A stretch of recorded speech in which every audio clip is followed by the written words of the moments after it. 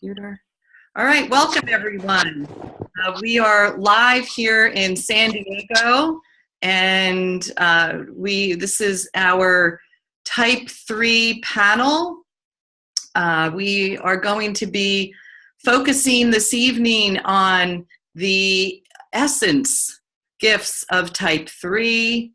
I want to give a little bit of attention also to how subtype expresses itself through each of us, and then a lot is going to be divinely channeled. So hold on, let me just see, manage participants. Let me make sure if there's anybody else wanting to join. No, okay, very good. So so just for a moment, let's just close our eyes and come into our bodies with our breath. I would like to call in the wisdom of the Enneagram to bless everything that is uttered from me and from each of us this evening. And I invite us to bring our breath and attention to our hearts, for us to feel the authenticity and truth of our hearts.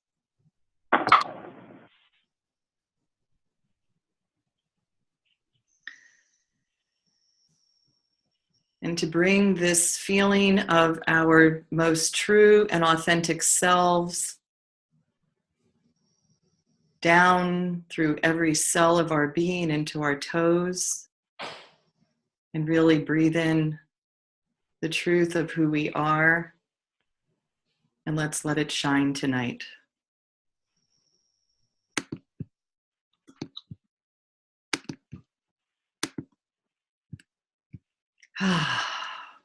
Well, welcome. So thank you each and every one of you for coming and being a part of this panel this evening. What I would like to first to present is the gift of the essence of Type 3. Type 3 is an aspect of our humanity. Yes, the panelists here that are with us, that this is their core expression of their human nature, of their personality. And yet Type 3 does live inside of each and every one of us. There's some of us who don't start at Type 3 that think, geez, do these Type 3s have the Midas touch? Right? It's as if there's, when you are moving through the world and doing what you do, that what you touch, a little bit like E.T., turns to gold. How do you do that? How do you do that? This is part of what we're going to be exploring tonight. What is this gift that you bring? Some of this gift, in its highest sense of the word, and this highest sense of its expression is how I should say, is the combination of when presence and present with the heart and being and doing become one. And when this oneness happens, the Type 3 in any of us, but those of you that are Type 3, you're on fire. On fire. Magic happens. Magic happens. It's like a holy, I call it a holy flow, or a holy functioning, like optimal functioning.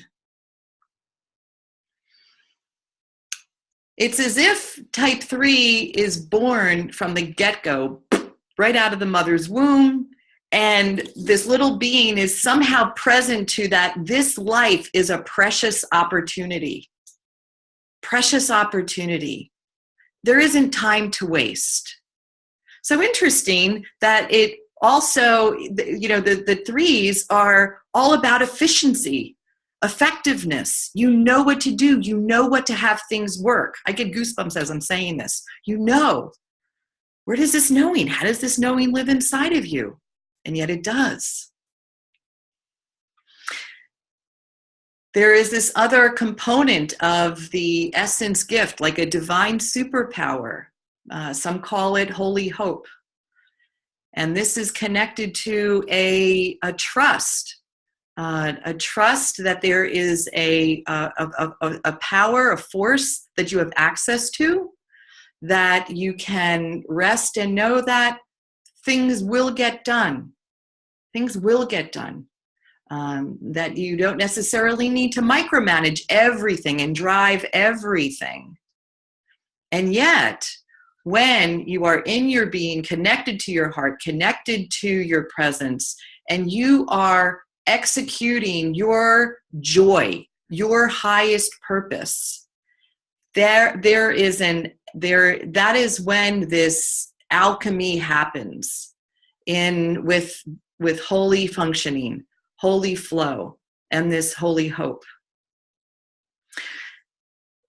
The hope piece, from my standpoint, I start in the Enneagram as a 6, it's almost like you are the harbingers or the lighthouses for the hope of humanity. Not like a burden, but then again, that's not a bad image to have, right? What I mean by that is that you're the possibility of living from a higher purpose.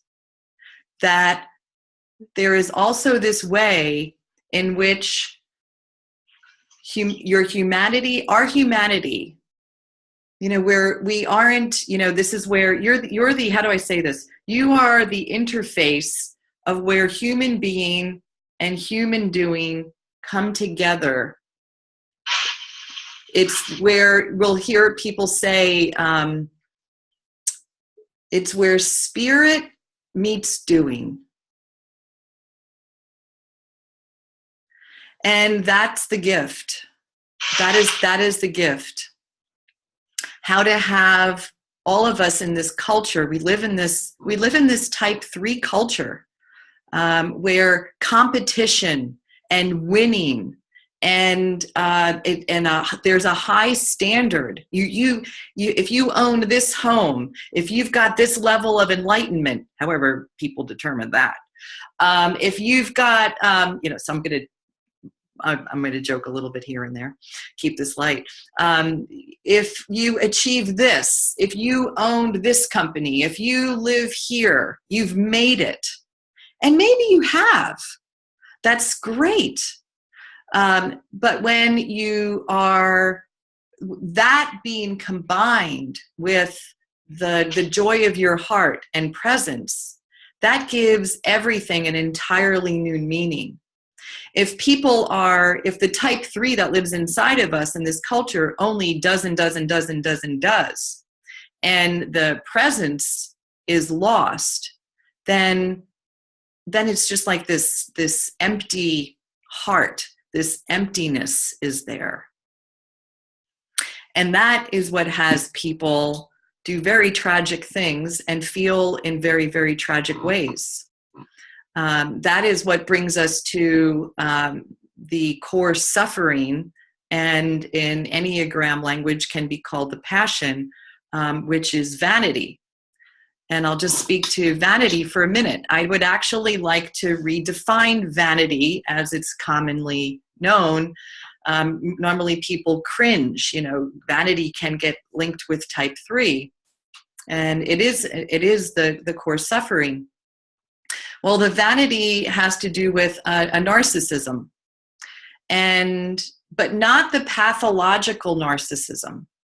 It's the narcissism that has to do with that each and every one of us deserves to be seen, deserves to be loved, deserves to be nurtured, deserves to be held. And there's absolutely nothing wrong with that. It is a basic human need.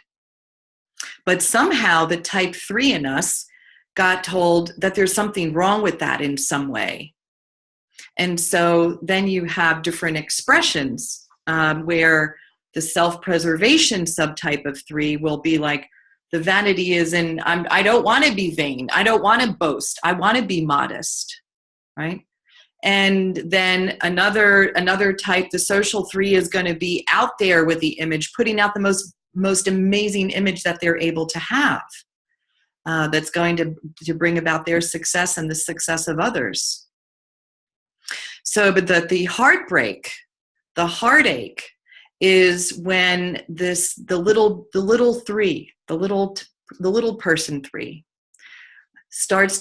wants to go find their sense of worth through who they think that their parents, their caretakers, their family wants them to be, or is going to establish this worth through a compensation of doing. So let's see if there's anything else I want to speak to. Another aspect, and then I'll close here, and then I want to open up and introduce our panel and see what this introduction has lit up, and we'll see where we go from here. Another piece is deceit. The mind of the 3 can do a kind of a manipulation that if I construct this particular kind of image, I will be loved. I will succeed. And there's different ways that this deceit can happen, but it's a function of the mind. And the true heart, the heart cannot deceive. And the way home for our type 3s is to be in our heart, to bring presence to our heart. We have someone else joining us. Welcome. So I am now, I'm going to unmute all of I think everybody is unmuted. Beautiful. And, oops, unmuting Christine, unmuting Molly. Okay, beautiful. So I would like to ask you of what I would, well, let me introduce you. Yes, let me introduce my panel. Excuse me.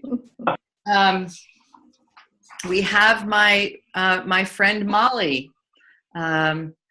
Molly, I asked each of them to write a little bit about themselves. So I'm going to read what they wrote, and I might embellish a little bit.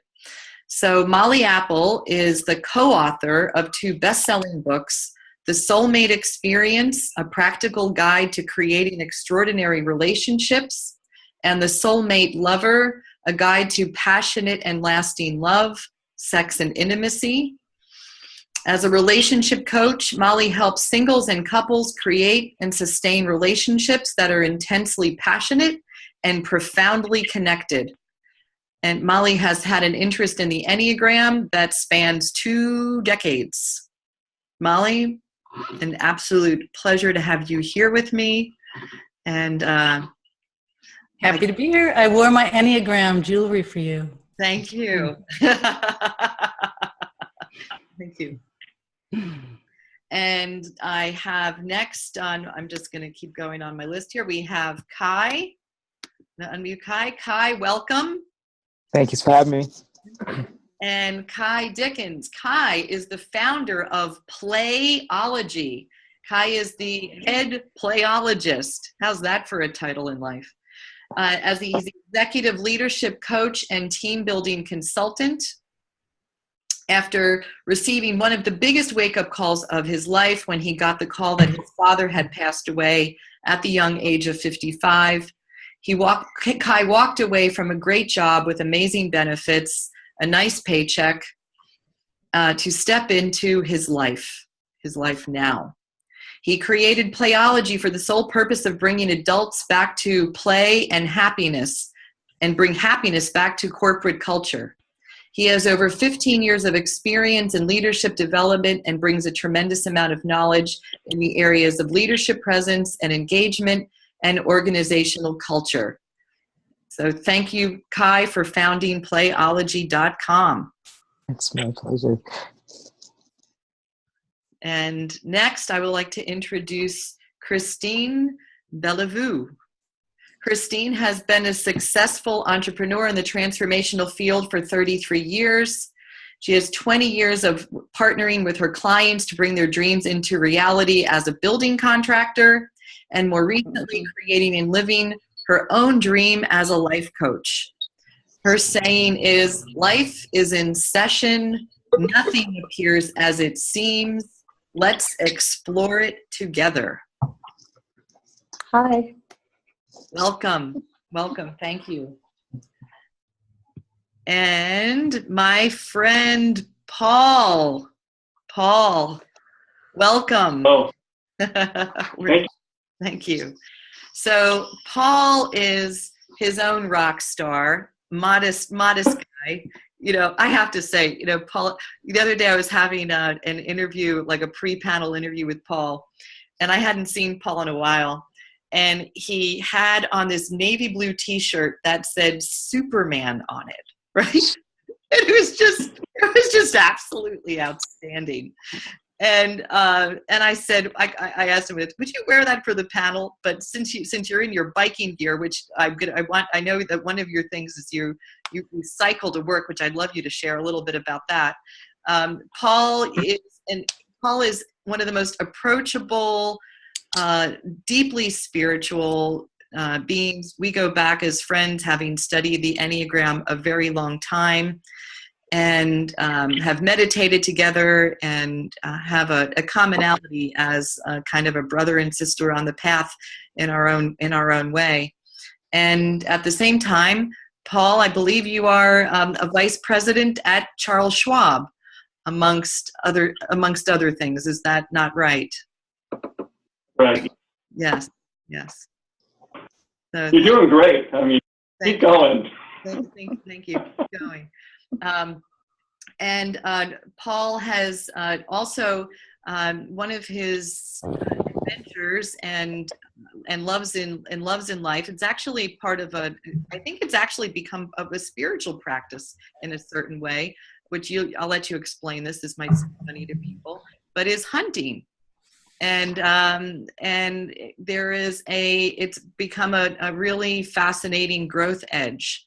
And maybe we'll, Paul, if it's okay, maybe we'll start here. How, there's this way that being alone tends to be a place that the three in us will run away from. You're being by yourself. It's maybe not quite as satisfying to give your own self accolades and see yourself. So it's the type structure has been more so conditioned to get this attention that feeds one outside of themselves. So I would love, and your self-preservation 3. Which the self-preservation 3, I will say a little bit about that right now. It is the type of 3 that is the most modest 3, and does not like to be boastful about your accomplishments. There is this, it can be the vain about not being vain. Then there's an orientation around security. Achieving material security in this world, taking care of self and others, and an incredible ability for self-sufficiency, an incredible knack to secure that for themselves and for their loved ones in their life. And then there's the piece about, how do you be in yourself alone? It almost seems like a paradox with the self-preservation subtype. So if you can speak about what this has provided in your development and anything else, I'd love you to start. Okay. And I seem to be having some VoIP problems, so if I go out, let me know.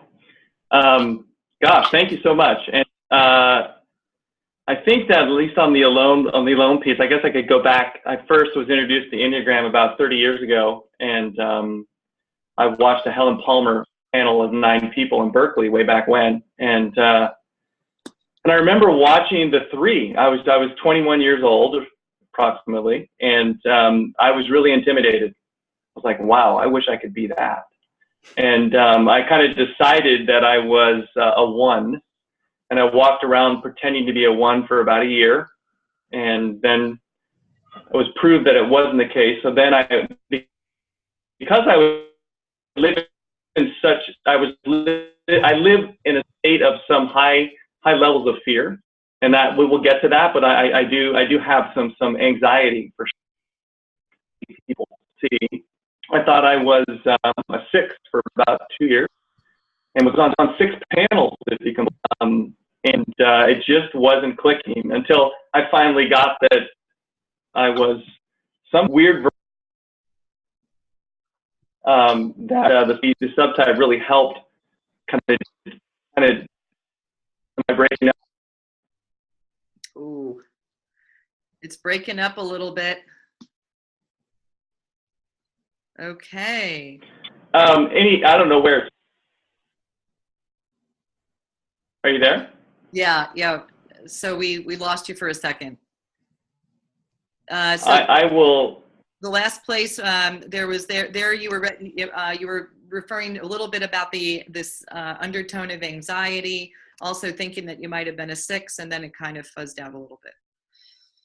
Yeah. So I'll get to the aloneness. For me, being alone was always a struggle, and there was a little bit of a deceit about that.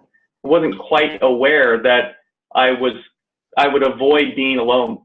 Usually in my kind of going into when I would kind of decompress from doing, you know, I would go into being alone, watching TV, reading books, you know, that was my alone time, but I was distracted. And when I started to do 10-day meditation retreats, I started to kind of understand that I'm petrified to be alone with myself.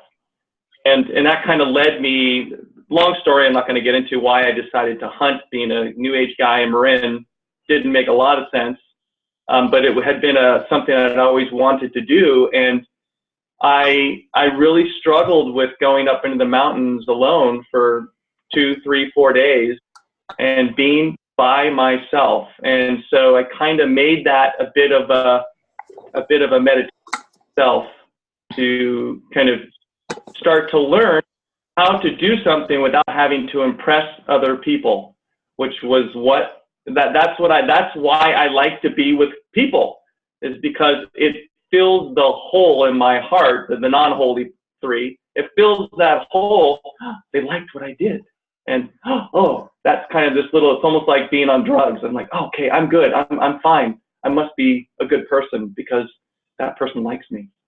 And being off alone has been a real kind of spiritual path for me in the last 4 or 5 years as I've taken on this hobby. We won't get into the hobby since that's not very nice, but I will stop there.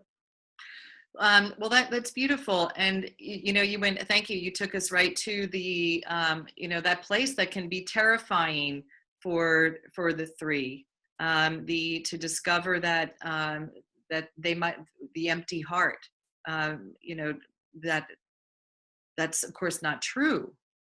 But as a child, having the orientation be on the outside of getting all the reflections that you're okay and that you're good from the outside doesn't let you ever really get to feel your preciousness in your heart.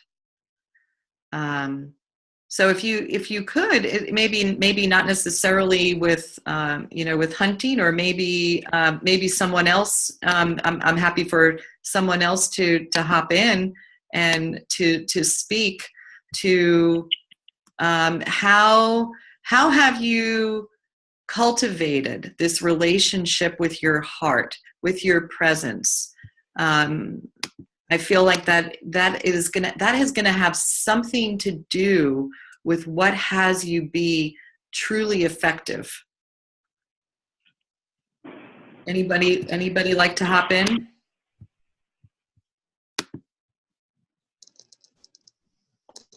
I'll go.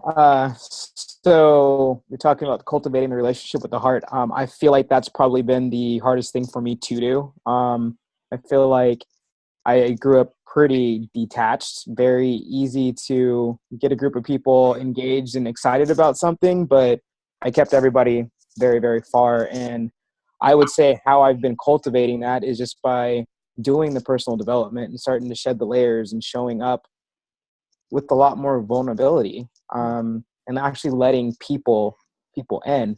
I think the biggest piece for me really did come from being able to share that my father was a drug addict. He was in and out of jail, as is that side of my family. And it was something that as a child, I'd say until about 5 years ago, I was really embarrassed about, because I felt that it actually, it showed that I was, I came from that. Like, there's no way I could come from that because I'm Kai. And once I realized that, hey, people didn't like just throw me away because, my dad was a drug addict. They were just like, wow, I'm proud of you for making it to where you've gotten. It allowed me to open up doors. Yeah. The door to my heart to actually let people get closer. So. Yeah, beautiful. And Kai, you lead it as a social subtype, right? Social subtype Yes. 3. And even though I wasn't going to go on the page, I'm going to just read a few notes on social subtype 3. And then I would love for you to speak a little bit, because your personal story is so powerful. How little Kai oriented in the world with this subtype drive, and then it's really extraordinary how you have turned this into a huge win. And now what I see you doing and understanding with playology is it is now elevating into your higher purpose, right? What it first started out as a survival compensation is now turning into, and I get goosebumps saying this absolutely bliss offering that you're going to be sharing so much joy with so many people and are. So just for a second, social subtype 3, likes recognition and applause, more of a corporate mentality, wearing, is into designer things, a little more competitive and more aggressive than the other subtypes, will put off almost a flawless image. Worth is equated with achievement and status. Can do things for the team well. Likes to be in charge. The 3 is, this is the threeest 3 of all, right? The biggest chameleon of all.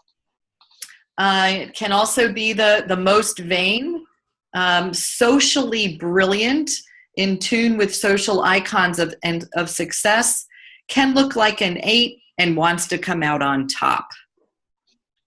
So I tend to assert that the subtypes become dominant in us depending on the events of our childhood. And these instinctual drives are our first way of securing our safety and in the world. How we first are going to survive. It's an instinctual survival mechanism. So how did this how of all the subtypes do you see that the social subtype formed in you with your childhood? It would start from me being a little itty bitty. My mom and my dad were divorced, and I was about 5, and he was supposed to be coming to pick me up because, he had me for those afternoons. And I just remember sitting on my grandmother's little red brick porch, like out front, waiting for him to come and him not showing up, and me just being heartbroken. And ultimately, I think what happened is, what happened was I got to a point where I was like, well, if I'm great at everything, then my dad will want to spend time with me. And if I am amazing at this sport that he loves, he'll want to come and play with me. And that lasted until I was about 17, and I was literally amazing at pretty much everything I put my mind to because I had that mentality. And about 17, I decided, well, screw you. I've been great at this and you haven't come. So now I'm going to set out to prove that I'm way better than you. And everything that I do is happening without you. And you can just be like, oh, that's my kid. And hopefully he'll still be proud of me. So that's how I got to this place. Just trying to be obviously the top of everything that I could do. And I think that, being that social person that I am, I was always very, very adamant about having a company culture that was great. I didn't want anybody to ever have that feeling that I felt of like just being alone and possibly being abandoned and not being happy. So I made sure that everybody that was working for me, we had a great relationship. And I couldn't say that for everybody around, the outside departments. And I feel like I've just used that talent that I had, that I developed as a child in order to create this and create Playology, so nobody feels alone. Everybody gets to be happy, and you get to feel that joy that some of us might have missed when we were kids. Now it's from what you're sharing now and from our conversation the other day, if I may penetrate just a little bit. I'm one-to-one after all. It seemed as I hear there was a transition. There was a period where you went from, pardon me, everyone, F you, for not seeing me, to something shifted in you. And because your Playology has the energetic of your higher purpose in it, it's not about, having the best car. It's like there's something else. There's a new energy in this creation. What shifted in you? Honestly, it was when he passed away. It was kind of like the grip that I had on myself and that he had on me just kind of like released. And instead of having to be perfect about trying to make sure that I was showing up amazing for him in order to receive his love, like it went away. Literally, it was the day that I figured out it was the day that we buried him. And from that point, I was just like, well, I'm just going to live life from a place of fun and happiness, because I don't want to go through life the way that I've been going through it, being a workaholic and having to just always show up like completely perfect. I'm not going to say that it's completely shifted, but it's definitely loosened, and it's given me the space to play and to create from a place of fun and just passion instead of from a place of anger. And, and the other thing, when you were talking about Playology the other day, you have this awareness, of the Enneagram. And so your Playology is not all about winning and competition. And there's an awareness that everybody plays differently. Like you have all these different 9 archetypes of personality, plus never mind the subtypes. There's actually, you have about 54 different types of people can show up on your playground. Speak a little bit to that as well. Oh, well, see, so there's 9 different play personalities, and mine is the top one of everything in my life is definitely competition. So when I started it with like all the games being like super competitive. And I just kind of, from watching, because I'm very observant, I realized that it wasn't working for everybody, and that I needed to put some ebbs and flows in there, because there's the people that are the creators, there's the people that just want to be there just to be social. There's the people that, they're the quiet ones, there's the jokers. And because of this, I was able to just improve my product just by being observant and realizing that life isn't all about competition. Like, you have to be able to step out of that, like, oh my gosh, I'm going to win, I'm going to kick your butt, in order to just really have fun. Yeah. And it's beautiful. And that's also part of the gift of the social subtype. The social subtype, it brings an ability to read the room truly. And so when we are in our hearts, when we are in alignment, then our instincts serve us. So that's where your social instinct was actually serving the highest purpose of you in your highest threeness as a social subtype 3, that you could read that and make that adjustment and then use your gifts to see what really is going to work for everyone.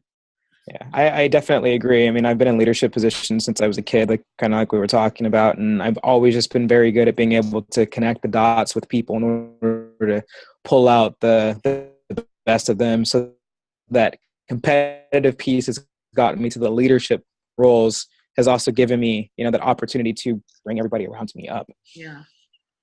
Beautiful. Thank you, Kai. My pleasure. I'm glad to be here with you in San Diego, and I look forward to experience your playology someday. Looking forward to having you come out. Thank you. Really feels really good. So beautiful. Molly, I would love for you to share if you are willing. You have such a poignant story of your how you entered this world. You precious being, you. And the family that you were born into, and again, it's another exquisite story of how this 3 mechanism has an ability with awareness to turn lemonade at a lemon. So please, if you can speak a little bit too as a self-preservation 3, and I just really want to call forward your, anything you would want to share from your heart. Some of my intention is to let people see that 3s are humans. 3s are really, really human, and when presence and heart comes with this natural gift, it's absolutely amazing.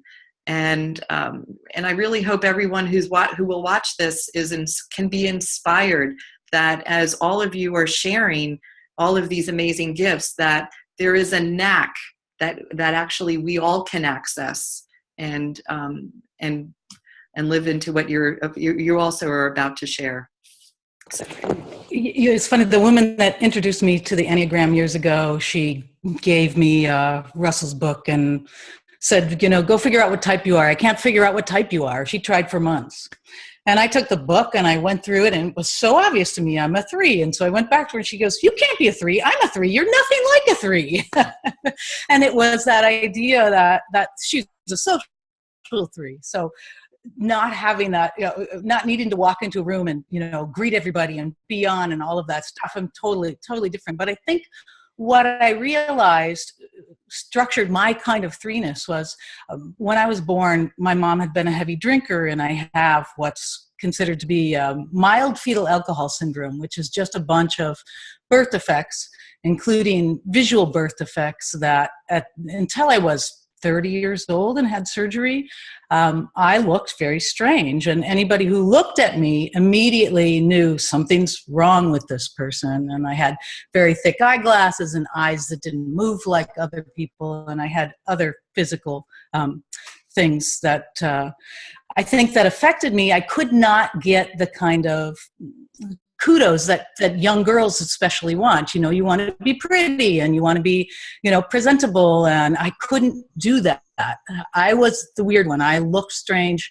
My parents didn't have money for clothes. I wore my older brother's hand-me-down. So I just did not look the part of the pretty girl to get the attention.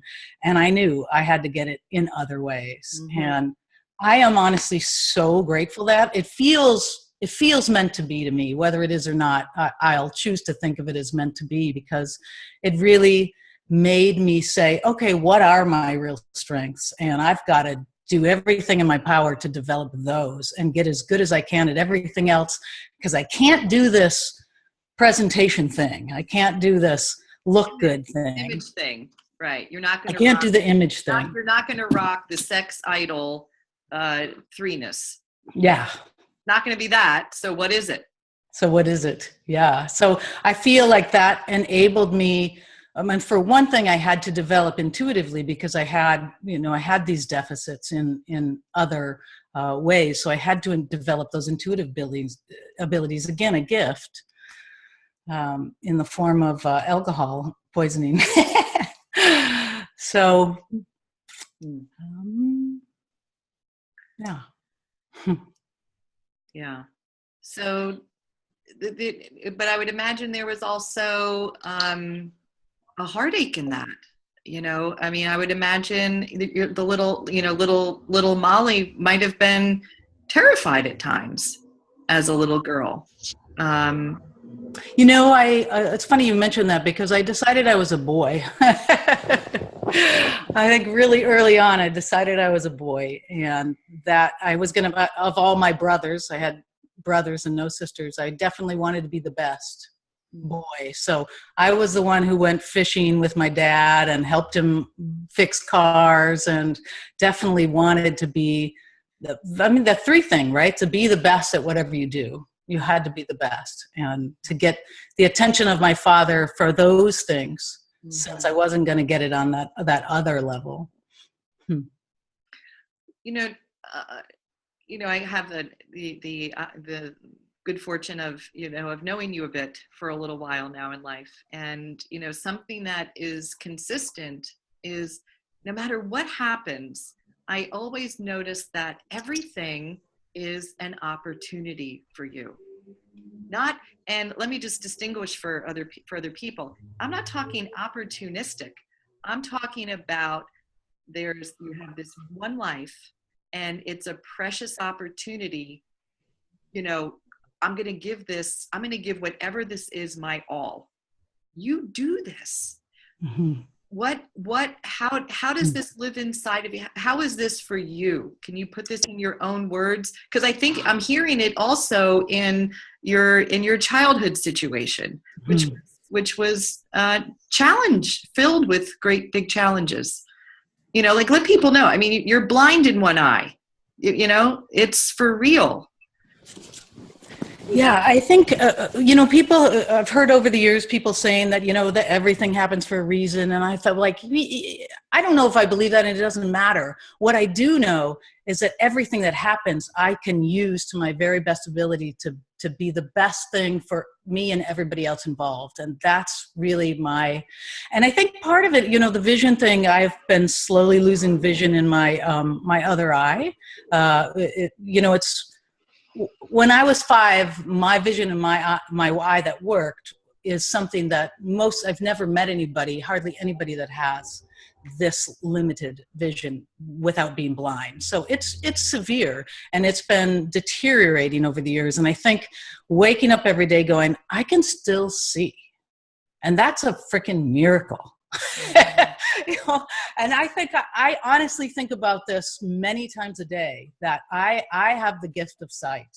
And, used to bother me when people would say, oh, my eyes are terrible, I'm blind. And I'm like, you don't have a clue. But I think, again, that's been a gift to me, because the gratitude for the things we do have is so intense. And I feel with every passing day, as we get closer to the end of our life and further from the beginning, that gratitude piece gets bigger and bigger and bigger. Yeah.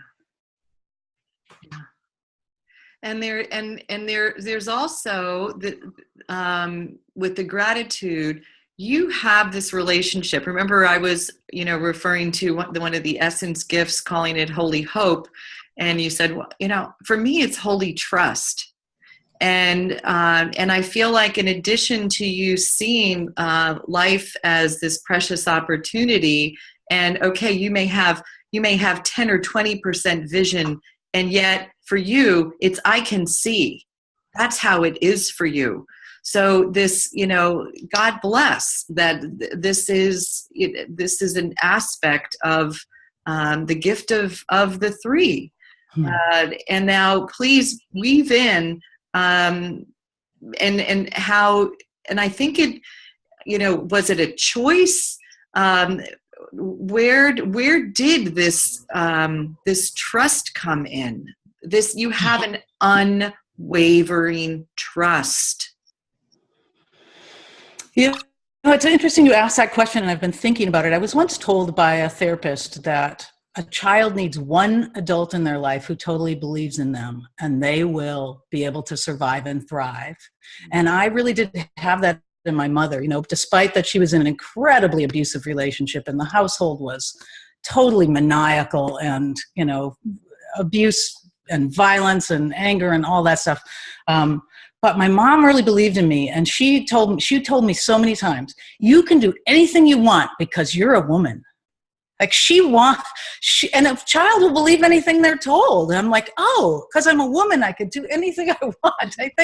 I really, really think that affected me. And it made me get in touch with that sureness that I have, that I think, again, like you say, lives in all of us. These aspects live in all of us. I think all of us can tap into any of these things. But that enabled me to go, okay, I have this, there is this fire in me of belief and total, complete trust. I keep waiting for when's my dark night of the soul going to come? It's supposed to, I can't be transformed until that happens. So, and that would feel like to me to be a period of a lack of trust. So I'm still waiting for that, but yeah. Yeah. Something else, thank you. Something else I would love, another place I would love to go, because I think it is such a beautiful teaching piece for people, is, okay, something that's challenging for threes is to slow down, to just be, right? Spiritual practice for type threes, take 10 or 15 minutes and just be, not to get anywhere, not to accomplish anything, right? No agenda, just be. So a few months ago, my partner, who is a 9, gave me a mantra. It's a 3-word mantra, and I think it's so powerful and speaks to that. The mantra is, relaxing is efficient. And I love it. And I don't even have to relax for very long to feel the truth in that. Maybe a minute. I feel like if I totally relax, like I recharge so fast, and I get, I get why we want to do this, so that all this power can come back in even fuller than it was before. So I've been practicing relaxing is efficient. Yes, and you brought in Joe, who is Molly's partner, which is perfect, because that's also something else I wanted to weave in, that there is a way, that we all know if we hang out with people, there's an entrainment that can happen energetically. Well, the Enneagram is an energetic system. And all of these types have a particular energetic to them. So Joe, Molly's partner, happens to be a very awake type 9 in the Enneagram. And one night I was hanging out with Molly and Joe, and Molly consciously was channeling a type 9. Remember this evening? And it shifted your being, with this quality attention, which is similar in a different way, but it makes a point of how no matter what type we are, we can consciously pull in the gifts of the other types to serve our own development. And it even serves a type 3. So speak a little bit to that evening, because I remember, now one other thing, this is kind of funny. So whenever we're having dinner, Molly's writing a book, Molly and Joe are writing a book, she brings out that recorder. I mean, every moment with her is an opportunity to capture a jewel, right?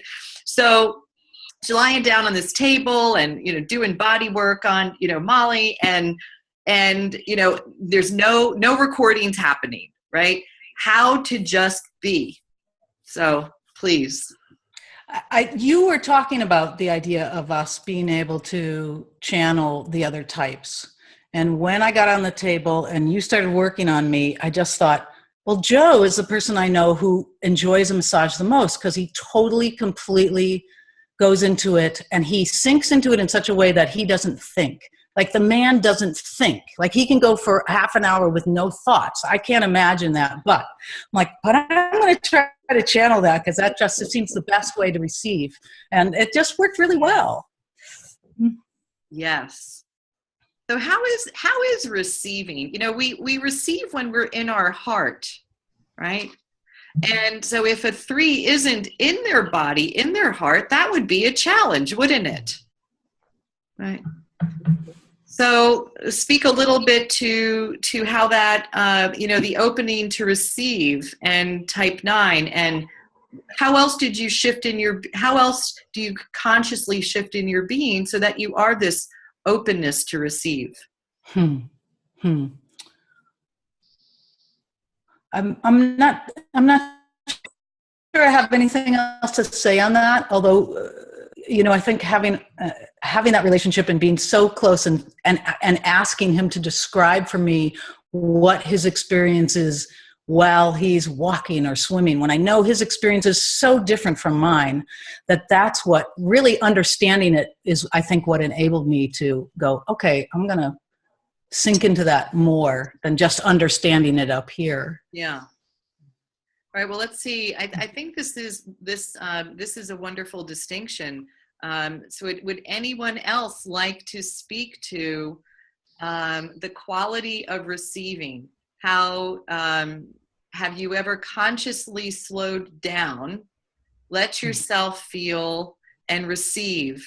Receive from a work situation, receive from an intimate partner. Would love for you to speak to how you have allowed for that, if anyone has anything to say.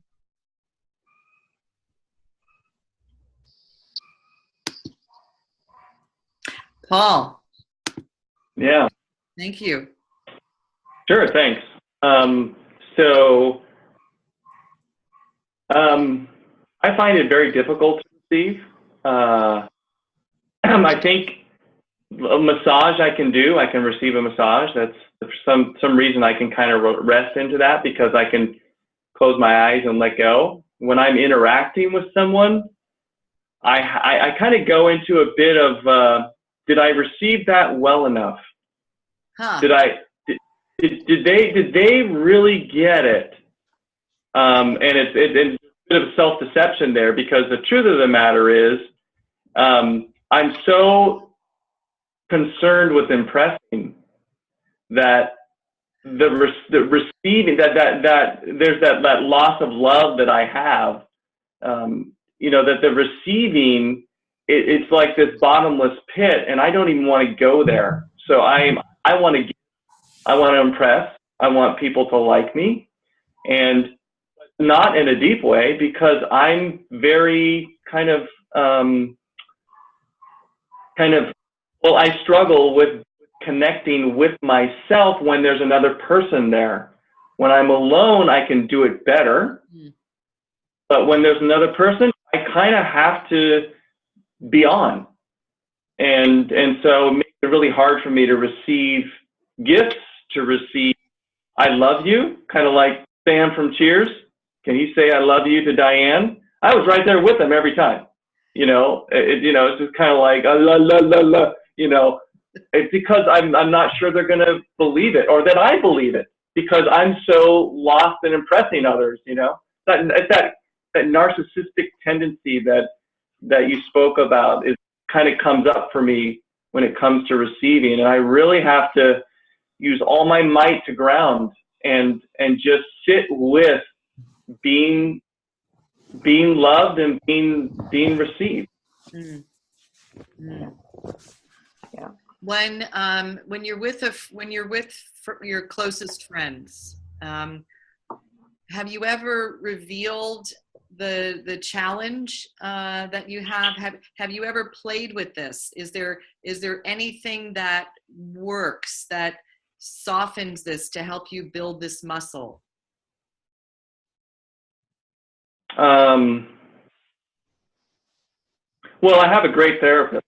Okay. And she very much, you know, will say I love you, and she knows when I'm not connected to it, and she'll sometimes mimic me. hi, I'm Paul Brannon. She'll do this, like mimicking when I go into my kind of,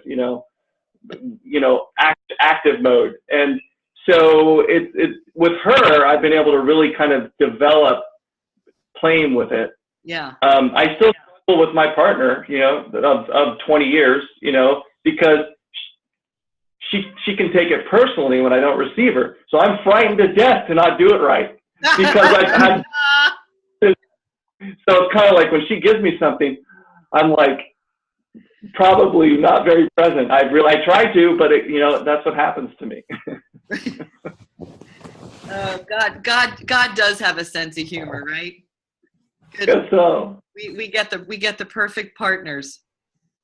Yeah. Playology. Hi. Yes. Yeah.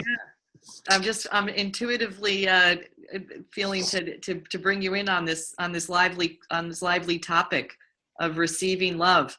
So I'm going to riff off of Paul talking about play, and and there's this interesting relationship between 7 and 3, right? And I'm gonna unmute Sarah too. Maybe she'll hop in here. So, whoops.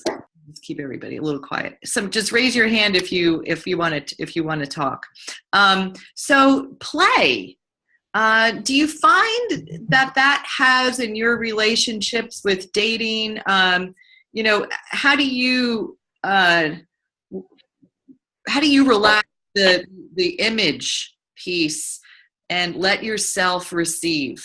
When it comes to romantic relationships, I mean, this is how I feel, or just in general. Even somebody like really giving you like a heartfelt compliment about your business, and it's personal, and they want to know that you get it.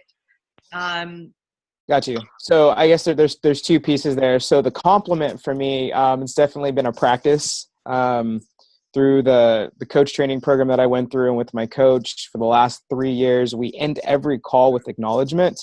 And at first I wanted to skip the acknowledgement because, like, yeah, I love hearing great stuff about myself. It's awesome, but I don't want to like take it in. Right. So it probably took about 8 months of talking to her regularly every week for me to finally be like, oh, hey, you just skipped my acknowledgement, because I got so used to it. And I love giving it. It's awesome. Like, I can give it to the point where I feel ridiculously emotional. Yeah. But I feel like through the practice, just kind of unpeeling those layers, I've started craving it. That deeper connection with somebody else. Because it goes back to that vulnerability piece, right? Yeah.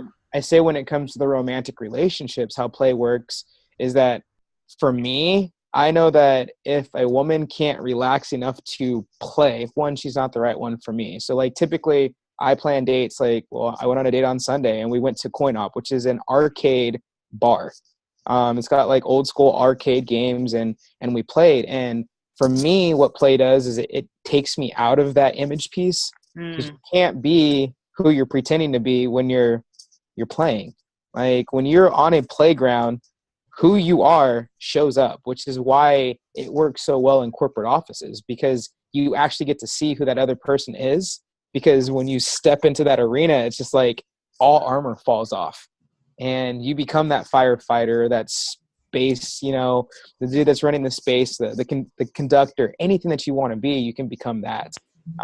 So I feel like that's how play has actually created that space for me, and how I use it to create it for other people to actually step into just being able to take, to receive, not to take. Mm-hmm. Yeah, beautiful. And, and that's a really wonderful distinction of hearing a compliment versus receiving it in your being. Right. And then that's part of the edge of the work of the 3 is to really embody your presence, embody your heart, and then that's when the magic's going to happen. That's when, that Midas touch that I'm talking about, where relationships turn to gold, playology turns to gold, hunting turns to gold, book writing turns to gold, running turns to gold, everything turns to gold. I like gold.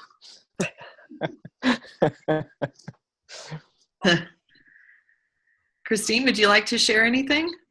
You can any topic. Have you been touched or moved by anything might like to speak to? I was just thinking about how I do a little Aikido when people are giving me compliments. It's like I'm like whoosh, whoosh. They don't kind of hit as much. And I think I've been invited to breathe in those moments and to just kind of really get present in my body.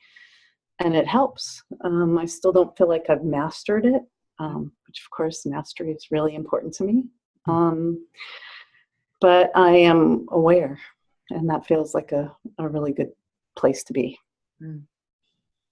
Why is mastery important to you? I just want to be the best, I want to give the best. I want to share the best. I want to give my all.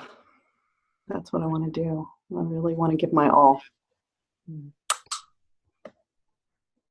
In service of healing the planet. There you go. My little corner of the world. That's what I want to do. I really feel that.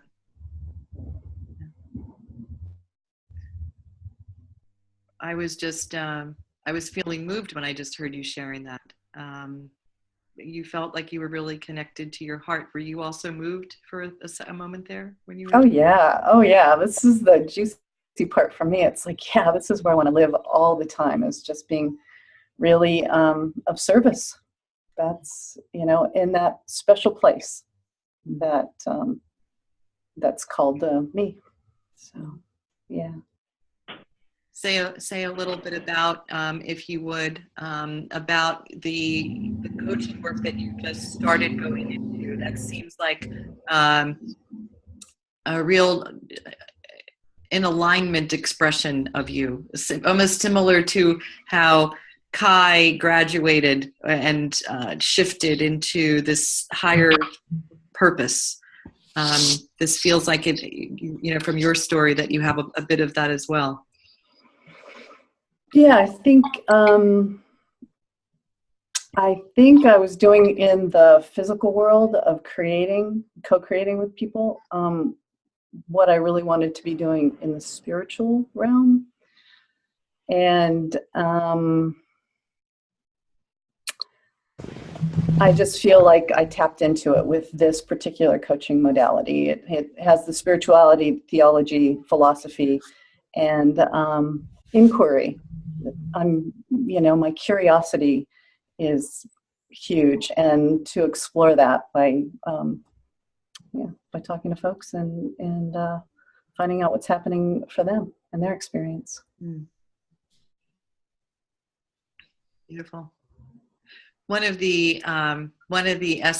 Another essence quality of the type 3 is referred to as glory, and not like glory, glory, hallelujah, I'm so fabulous, but kind of a glory of the ordinary, where you get to this point where the most simple things in life can be the most delicious, because you're in your heart, you're in your body, you're present. It's that interface that I was talking about at the beginning, where being and presence meet doing. And then it really doesn't matter what you're doing. So I would love, I don't know, would anyone like to speak about that and speak to that, and maybe also the quality of your heart you feel when you're doing something really, really simple? I'll take that one. When you were just talking about that, it just takes me back to traveling. Like, I absolutely love sunsets. I love water. I love the ocean. I don't like getting in the water because I don't like to be dirty with the sand, but I love sitting on the outside. And when you were talking about that, all I saw was sitting on the beach, on the chair and just watching the sun just beautifully light up the sky with the colors. And that's probably the only time that I'm okay being completely still and not worrying about whatever is going on, is during that, like, you know, that 3 minutes where it goes down and then like it becomes like purple, pink, yellow. It feels so magical. Yeah. Exquisite. Yeah. And you're in it, right? You are it. You're actually part of that experience. You're part of that sunset. I guess in a way, yeah. Yeah. Yeah. What I heard in what you were just sharing is there was absolutely zero self-consciousness and a oneness with the whole experience. Yeah, that's absolutely right. And I remember, like, right now there's a picture I have right now because I was in Mexico 2 weeks ago, and my friends caught me and they took a picture from the back, and it's actually the screensaver on my phone. Every time I look at my phone, it's a reminder for me to go back to that place. Like, it was sitting in that gratitude place, being like, oh my gosh, like there's so many things I could complain about, but like I live here and I get to experience this. There's so many people that didn't make it to today to actually experience that. And that's how it feels when you travel too. Yeah. So. Yeah. Yeah. Wow. Okay. Well, I'm hearing a theme here. I'm hearing gratitude and a recognition of the preciousness of life in these opportunities. And Kai, you find them, they become especially alive for you when you're traveling. Yeah. Especially alive then. But I imagine you probably have experienced it as sunset in San Diego as well. Oh, absolutely. Right. So there's something about how type 3, how the 3 in us focuses our attention.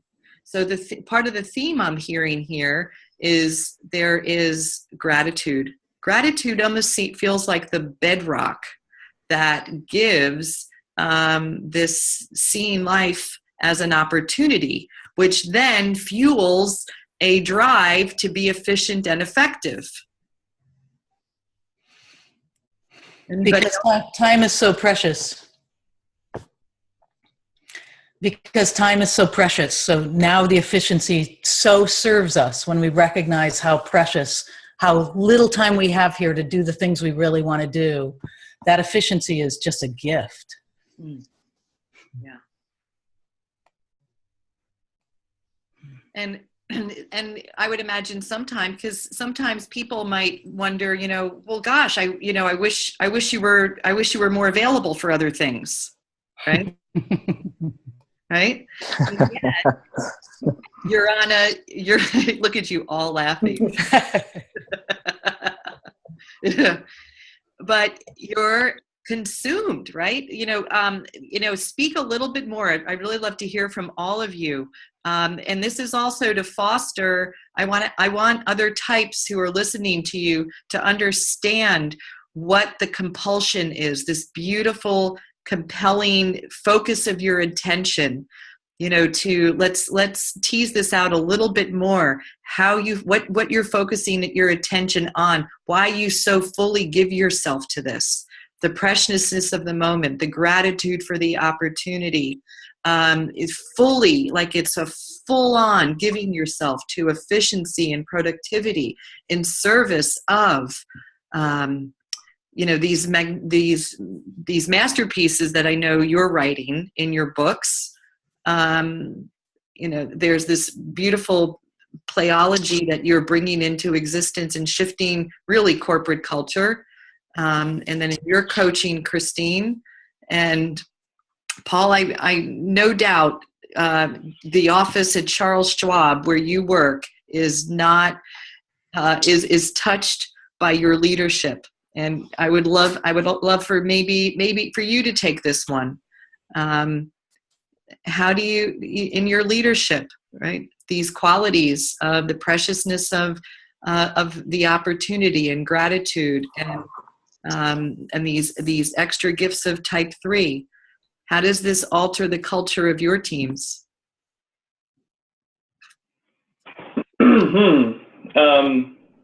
Well, it's so from a competition perspective.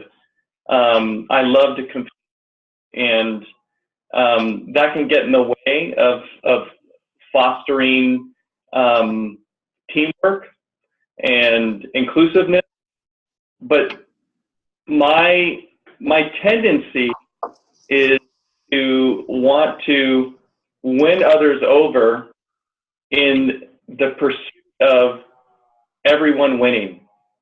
And that's kind of how I go through my day at work.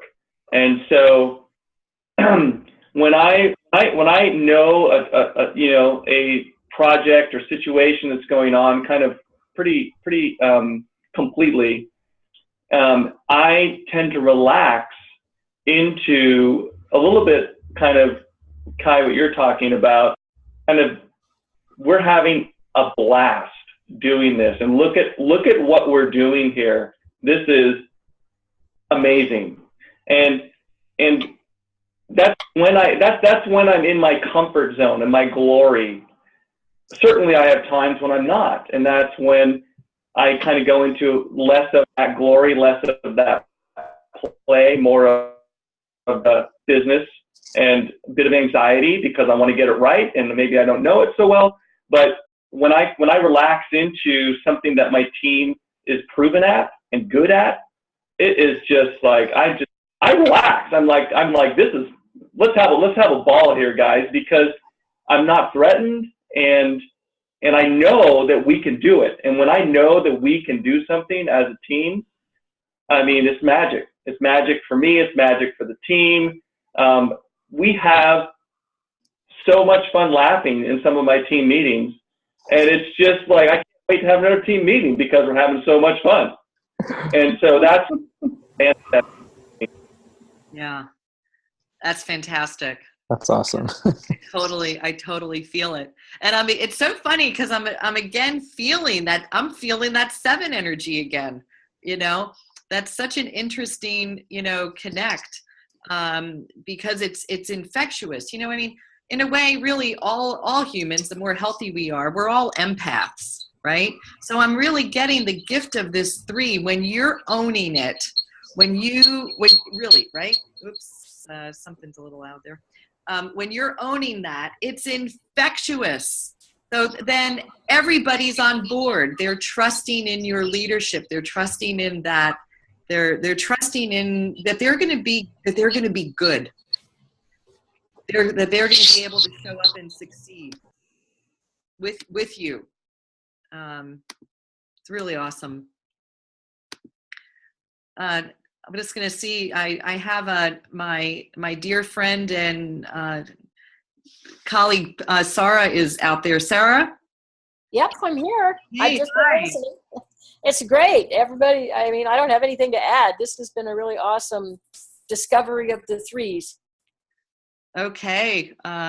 Great to have you with us. So we have we'll close it in 4 minutes. We'll go for this for a little bit longer.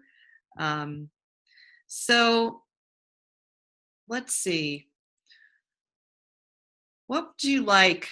What would each of you like the world to understand? What would you like the world to have more compassion for in relating to you as type 3?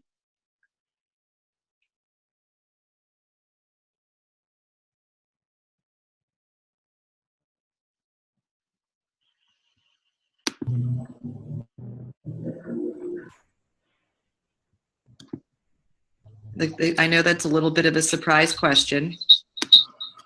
You're all unmuted. What? Yeah. So right. So this question actually requires you receiving, doesn't it? Right. So I'm going to invite you all to we're in our bodies, we're in our hearts. You've done an amazing, beautiful sharing this evening. What can you let your fellow humans know that, what would you like them to know?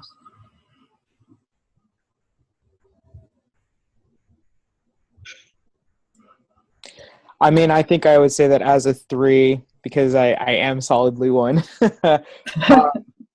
That even through the go and sometimes like that hustle and bustle of the rush and the workaholic tendency, we really do genuinely care about people and want to connect and want to bring those around us up, because I know for myself that if I'm doing well and everybody else is doing well, it's just even better. And I love to share that glory. Like, yeah, there might be a competition sometimes where the game, I do win the game, but I feel like I win even more when everybody wins alongside of me. I like that. That's perfect. That feeling of wanting everybody else to win too is definitely drives what I do as well. So both of you have said that in some way. Mm-hmm. Mm-hmm. I feel it.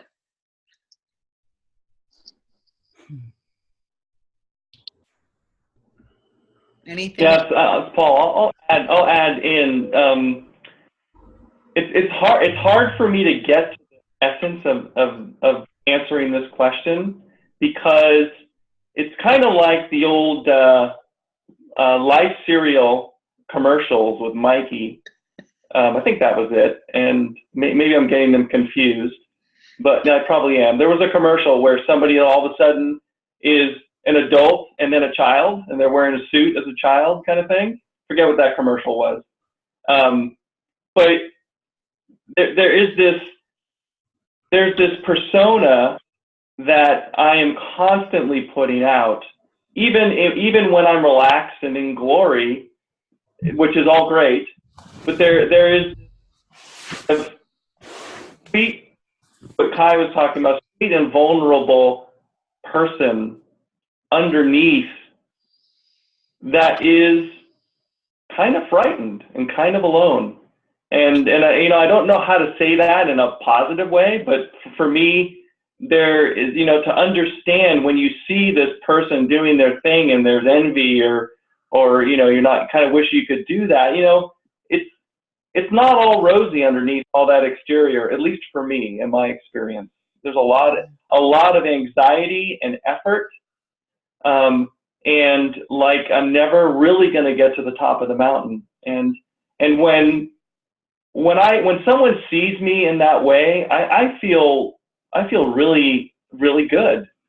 Not in a, hey, I did something great, but rather there are people who talk to me and they know, and I'm just like, wow, I feel so appreciated when someone gets that. Thank you. Thank you. Feels really good to hear you say that. I love you, Paul. I love you too. It's recorded.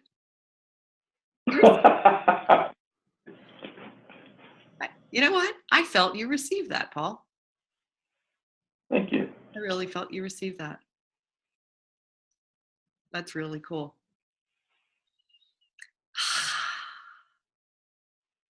We're awesome. We're really awesome. Well, thank you. I think that, everything that we have shared tonight is just terrific. And I think we will foster the understanding of type 3. I think people now can have even more compassion and really get interested in let's activate type 3 in us. This is a great place to be in the world. So let's celebrate ourselves, celebrate the heart of who we are, celebrate our accomplishments, and be the ultimate human being. 3 is really the ultimate human being. It's the opportunity of being present, being a spiritual being, being a human being. No spiritual bypass. We're in it. We're doing it. So thank you, each and every one of you, for being that kind of human being. I've been high for 3 days, being in pre-panel calls with all of you. So it has been very, very good for me. And want to thank you from the bottom of my heart for participating with me. So, and I think that will be it for now. Thank you. Thanks for having me. This was fun. Thank you. Thanks. Okay. Bye for now. Bye.